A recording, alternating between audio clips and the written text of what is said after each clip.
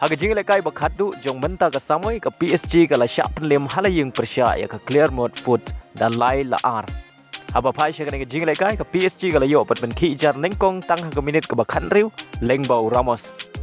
Bad haka minit ka ba ar peway leng ba ka penalty bala kenjat da Mbappe ka PSG ka la yo ben Thep ya ka gol ka ba ar.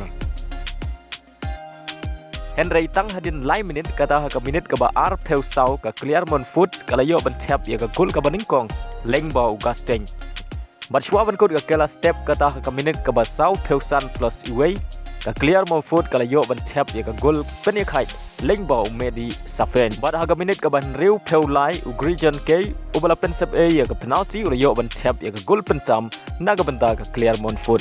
Bat leng ba gini ki lai gol ka clear mon foot kala la ban Liem ya ka PSG ha ka Jingialehkai ba Khatduh jongka menta ka samai. Bat leng ba kani nam rem ka PSG ka tam tang si point ya ka lens ka bawan ha ka kerdan ka ba a.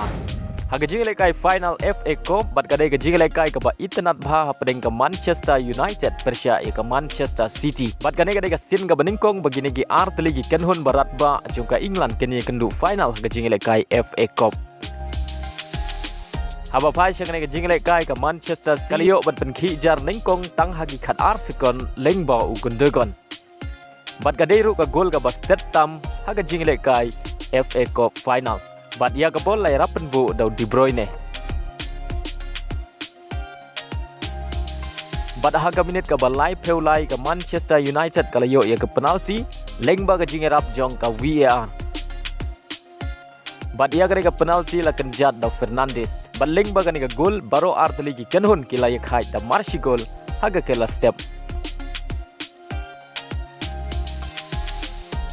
Bad haka kela min kata haka minit ba san peway saisin ugon dugon ulayo biang ban Thep ya ka gol pentam naga benta ka Manchester City.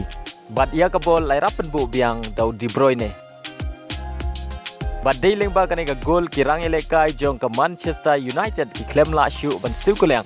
Hadu bokot ka kendai peu minit bad nyaw minit ka additional time. Bad hadu bokot kani ka Jingialehkai final ka Manchester City haka sin ka bah nyaw kala yo ra ya ka FA Cup.